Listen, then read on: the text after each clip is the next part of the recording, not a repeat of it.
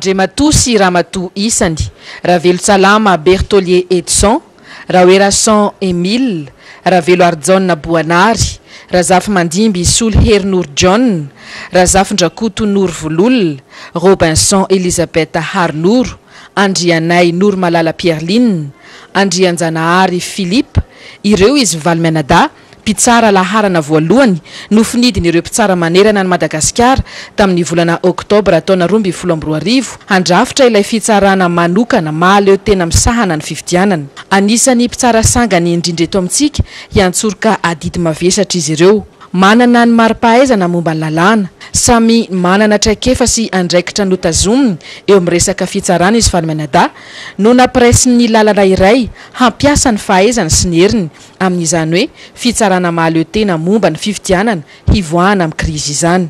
Ao ireo nitana andraikitra ambony teo anivon'ny sekolim-pirenen'ny mpitsara, efa mpampianatra lalàna teny amin'ny sekoly ambony samihafa, efa filohan'ny fitsarana tany amin'ny faritra toa ny Toliara, Antsirabe, Toamasina, Mahajanga, Antananarivo ary Fianarantsoa. Ny sahana andraikitra teo anivon'ny ministera samihafa, ny primatora. Ao ireo efa mpikambana tao amin'ny filan-kefim-pirenena momba ny fifidianana, efa nandray anjara tamin'ny fitsarana momba ny fifidianana ihany koa.